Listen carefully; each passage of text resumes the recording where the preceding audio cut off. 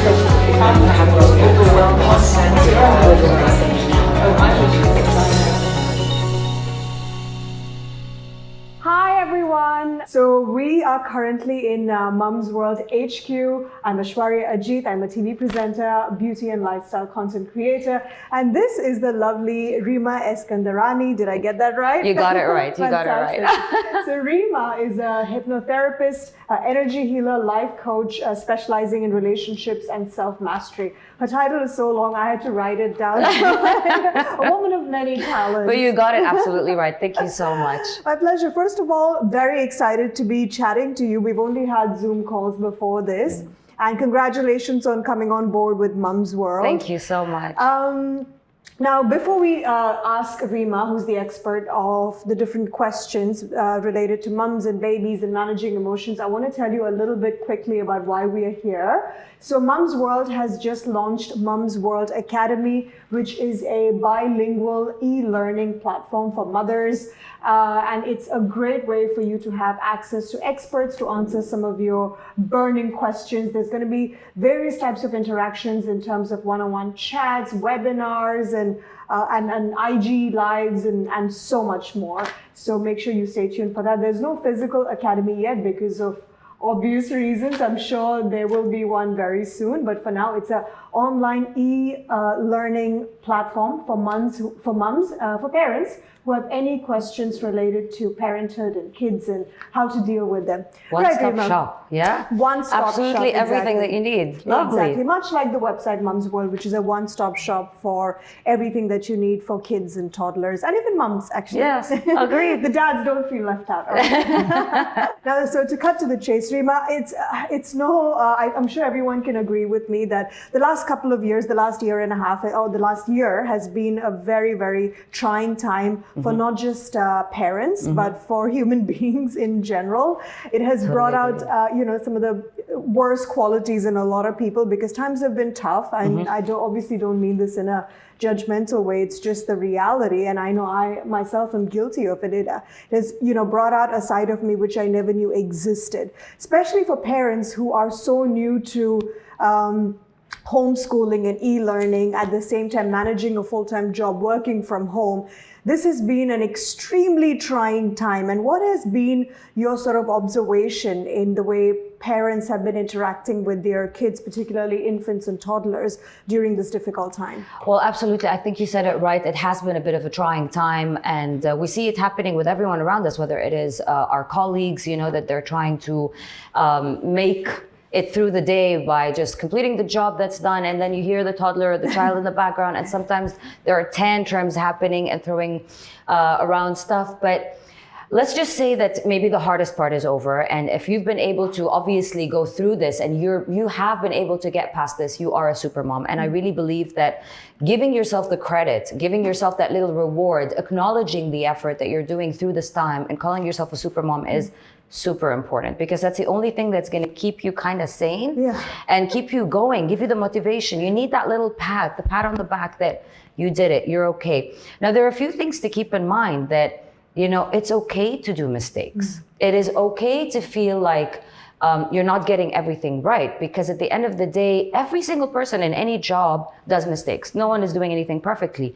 And that same thing applies to mothers. Particularly in motherhood, where there's no book or academy that really, we do have Mumz World Academy, but you don't really come out with a certificate or a degree saying that, oh, now you're fit to be a parent, right? You're just winging it. You're just kind of winging it, but there are no mistakes in the sense that you have something which is your instinct, the maternal instinct. Now, a lot of people have been asking for advice, and I believe that, people are giving mothers all sorts of advice. It could be your friends, or maybe your family, or maybe people from school, and they tell you, you should do this or you shouldn't do that. In this case, my take on it would be you do not need to listen to every single opinion. Genuinely speaking, not every opinion counts. If you're facing a situation and you really need the help and you need the opinion, my recommendation would be to speak with a specialist. Because the specialist then can know your story, can know your child's story, and can give you the right input and the right feedback of how to approach the situation versus, other opinions. If, however, it's not that big and it's something that's between you and the child and you can, move on, trust your maternal instincts. They're there for a reason, and most often they're absolutely right. Maternal So instincts. yeah. And you know what? It's okay to feel, another thing would be that it's okay to feel overwhelmed. It's absolutely okay. It's super normal. You will not be able to get it right all the time. You will feel a little bit overwhelmed every now and then, but there is a hack. There is a hack on how you can, let's say, overcome this overwhelmness. And if you Which actually brings me to my next question. Sorry to cut you. And in general, I mean, just to, play off of what you just said, if you have survived 2021 and have made it to, if you've survived 2020 and successfully made it to 2021 and you and your kids are still alive and sane, you are a super mom, because that is the standard right now because of what, the world and the universe has suddenly put us through. Absolutely. Now, speaking of emotions, because, mainly we're focusing on how to manage these emotions.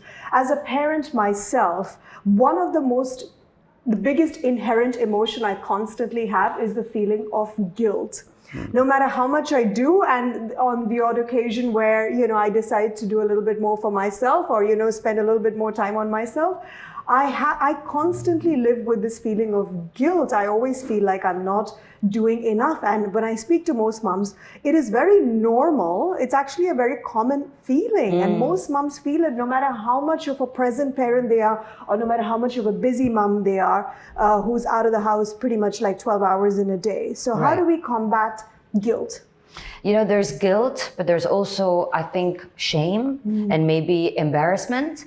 And these are such negative and charged emotions that are not going to be helping your case. They're not going to help you through the day. And that's why it, I think, ends up creating this feeling of being overwhelmed and this feeling of being derailed. Actually, I came through, there's a very interesting new study that was done by Brigham Young University.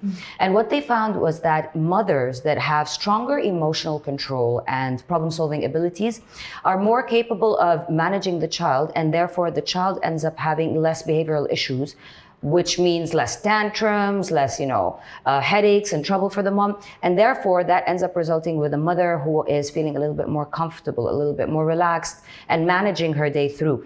So how can we get away from the shame? How can we get away from the embarrassment and into a space where we have stronger emotional control? There are ways you can actually start working on, practicing that self-development. But in the moments that are trying, because see, you can practice self-development and then become an emotionally better controlled mother. But when you're tired, when you're irritated, the self-control depletes. You get to a point where it's just depleting and you lose that self-control, and that's okay. In these times, there's a little bit of a hack, and it's a 2-minute hack, and I think it can be magnificent and really helpful. Okay. The timeout. We give timeouts to kids, right? You said it, you heard it right. It is about the timeout. We can give timeouts to ourselves. Okay. To mothers. But this timeout doesn't have to be like 30 minutes or an hour. It's just a 2-minute timeout. But the effect of it can be pretty big and transforming. And what happens on this timeout? Okay, so with kids, it's usually sit in the corner over there. What are we supposed to do? How do we give ourselves a timeout? You can be in a corner. You can go into the toilet. You can go into your bedroom, even if it's a closet, wherever it is that you find a space. You need your timeout. You need your space. And in these 2 minutes, to make them as effective as possible, because mothers don't have all the time in the world. I understand that. So you can end up creating the formula that works best for you, but the formula that I would recommend. First 30 seconds, pause. Literally just pause and take deep breaths in for 30 seconds. After that, start witnessing the feelings that you're experiencing in your body. So if it's shame, where is it? How am I feeling the shame? If it's anger, the heat that's flushing in your face, or maybe that heavy chest or the knot in the stomach. So feel those emotions and then disconnect. Realize that you are not the emotion. The emotion and the feeling is a sensation in your body. You do not need to be that. So create that disconnect between yourself and the emotion. Just realize and be aware of the emotion.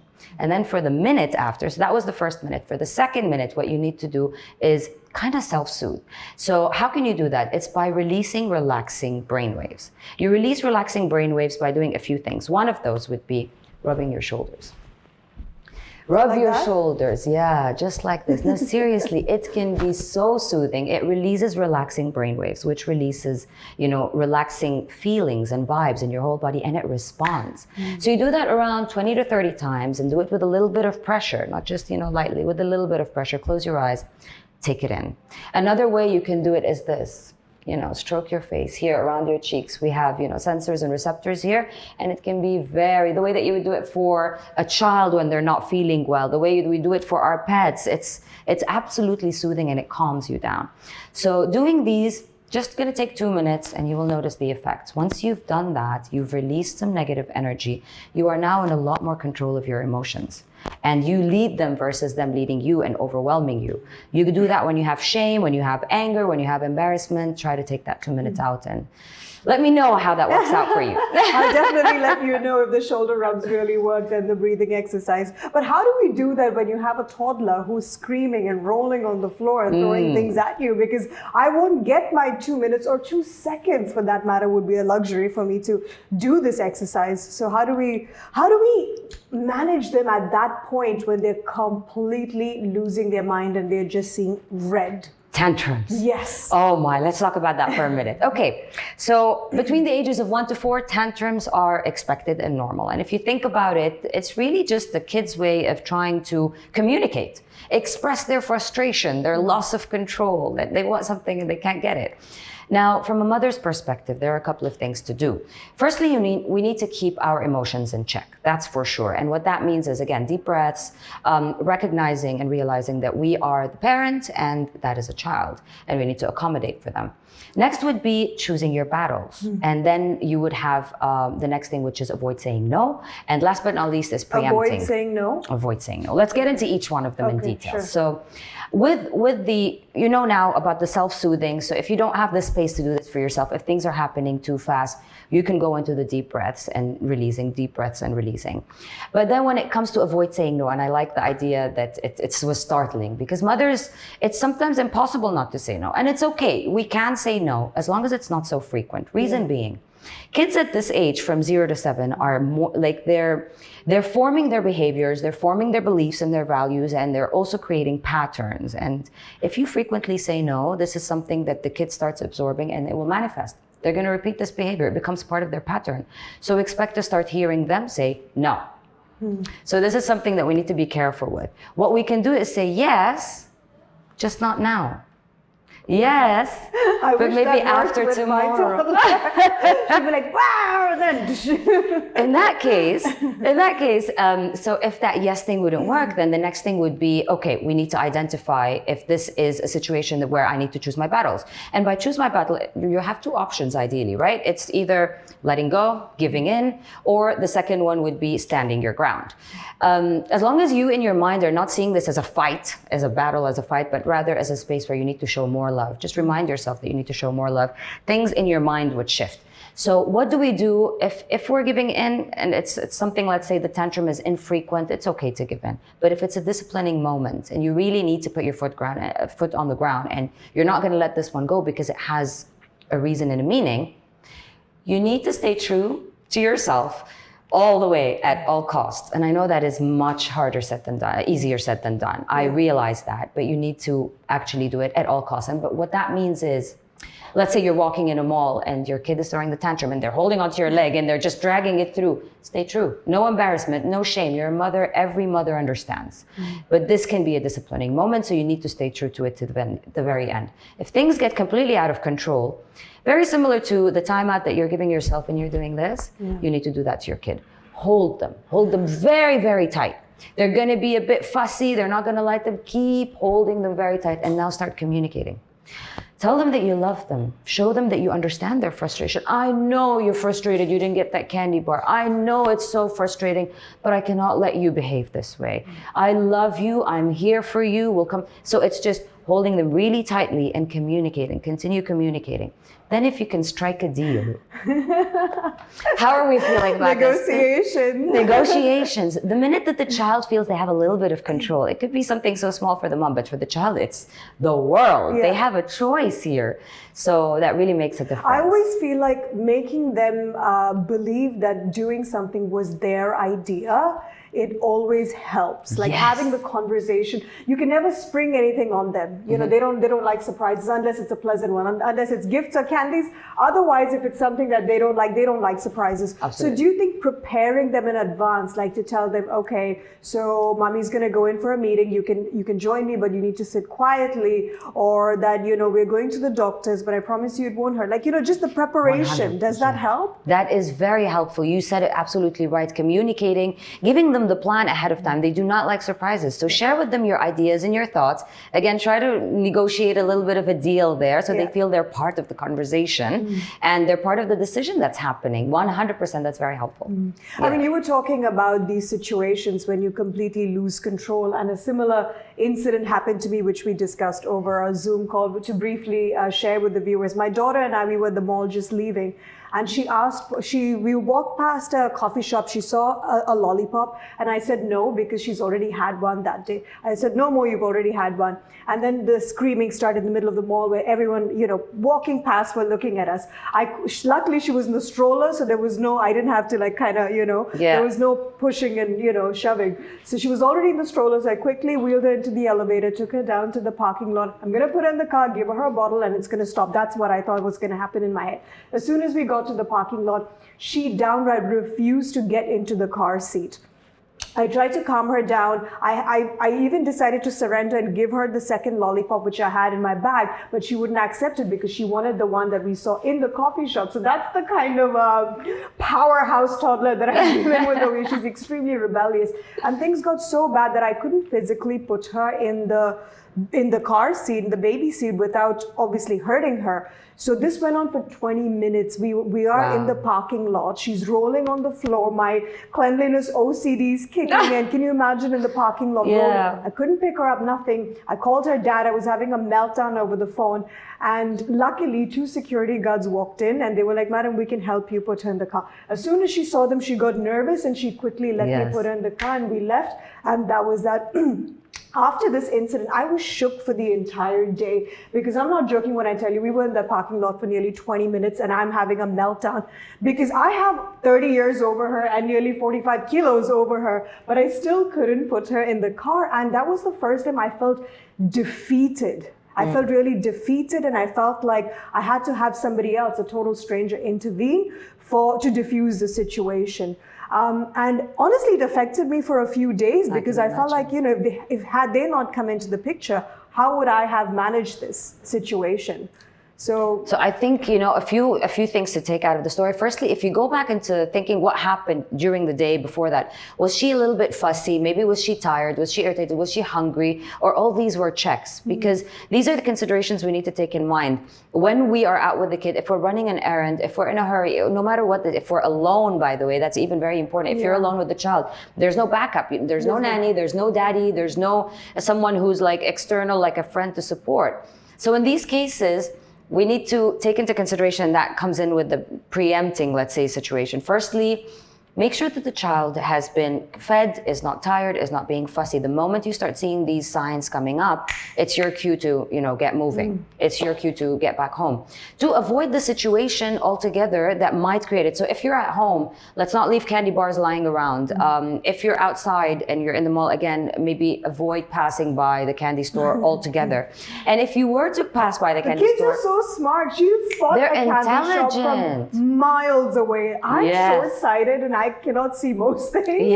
But she can spot another country from where she is. The kids are so smart. Right. You can't joke your way around. And I think the best thing there would be to negotiate even ahead. So communicate and negotiate before the situation presents itself. If you feel the tantrum is coming, and you want to kind of cut it out before it starts, seek help. And by help, what happened with you, I think, was beautiful and magnificent in the sense that you got the help without kind of seeking it, which is the security people. So one form of help would be someone who's external, someone who can really help you, because you are alone. So what you're saying is, don't feel ashamed to reach out and ask for help. Seek help. And the help can be even calling the father, asking the father to have a conversation with the child, making funny faces. Humor works perfectly with kids, you know? It's not a joke when they say it takes a village to raise a child, because it's not always a one-person job. We are not always self-sufficient. We might not be able to ace in every aspect of motherhood, parenthood, and self-care 100% of the times. Absolutely, 100%. And we have a sense of consequence that children don't. Yeah. They haven't really created that sense yet. So for them, they can go as far as they need to, and they don't realize what it really means. For you, you're getting all that kind of emotional hit, and it will last with you for the whole day. So I completely understand. Seeking help, yeah, definitely. That would be the biggest takeout of the situation, seeking help. Even if it's from a stranger, if you see a mother nearby who can help, the security nearby, the father, something, seeking help would definitely be the way to go in such extreme situations. Now, Rima, of the list of questions we wanted to discuss was the 5 things every mother needs to constantly remind herself of. And I'm a mommy, and there's lots I try to remind myself, but I fail at a lot of it. So please tell me, what are the 5 essential things that we need to constantly remind ourselves of? Absolutely. So starting first with the fact that you created this child. You have this baby, and so far the baby is healthy, the baby is happy, even if just most of the time, not the whole time. So you are doing an excellent job. Super mom, very well done. That's the first thing that you need to remind yourself. The second one would be, we do not need to listen to every single opinion that's out there. You know, trust your maternal instincts, trust what your heart sometimes says. If you need an opinion, then try to seek someone who's a specialist so they can give you the opinion that really matters and works for you and your child in your case. Next is, it's okay to feel overwhelmed. It's okay to have those meltdowns. Sometimes it's normal, and your entire life changed the minute that you became a mother. As you rightfully said, no amount of training will get you to the point where you know it all, you got this, you're nailing it all down. There are going to be moments that you're not really sure. So it's okay to feel overwhelmed. When you do, try to experience that 2-minute hack. You know, the pause, breathe, you know, identify where this feeling is, disconnect from it, give yourself the power. And last but not least is reach out, really reach out. And ask for help, and that's one of the reasons why Mumz World Academy has been launched, correct? Correct, absolutely. That's a great segue for that. All right, now we're going to end things on a lighter note, all right? Okay. Rima? So should we play this game? Yeah, Melissa? We're going to play a game? Okay, all right. So I need to act these words out, and she needs to see how many words you can get. Okay. Okay. This is the way how we understand our kids. Yes. Okay. Oh, perfect. Okay, so basically, I need to act these 10 things out, Yes. and in the shortest amount of time, she needs to guess what these are. Okay, so we're going to play a game of charades, and those are the rules. And this is basically the charades you experience with your children. They're acting out. We need to get it. Let's see. All right, ready? Mm-hmm. Okay, time is on. Go. Okay. Plane. Row. Boat. Yes. I'm good at this. Blink. Yes. Oh, you're good at this. Cry. Yes. Heart. You. Me. Love. Mom. Yes. There we go. Okay. Eating. Bite. Plate. Stand. Dinner. Chicken. Sandwich. Food. Cut. Cake. Pizza. Oh my God. Oh my God. The 7th one is going to be tough. I'm going to skip the 7th. What's the 8th one? Makeup. Mirror. Yes. Yes. Time's up. Okay. How many did we get? 1, 2, 3, 4, 5, 6, 7. 7 out of 10. which is Very not nice. bad. Very nice. Good job. We wasted some time in me trying to read that. Thank you so much. All right. So this has been fantastic. Thank you so much, Rima, for Thank those you. wonderful tips. I definitely learned a lot of new things which I personally never knew existed. So thank you for your expert advice. And will you be on board with Mumz World Academy? Absolutely. I will be on board and always available for any questions and help. Okay, for great. sure. Thank you. And I'd like to thank Mumz World for giving me this opportunity to come here and chat with Rima. Thank you, Melissa, and the entire team of Mumz World. It's been an absolute pleasure. And you guys for tuning in. Thank you so much. Make sure to personally DM us if you have any questions. And of course, Mumz World Academy. You need to check it out so you know more details about it. Thank you so much for tuning in. Bye. Bye.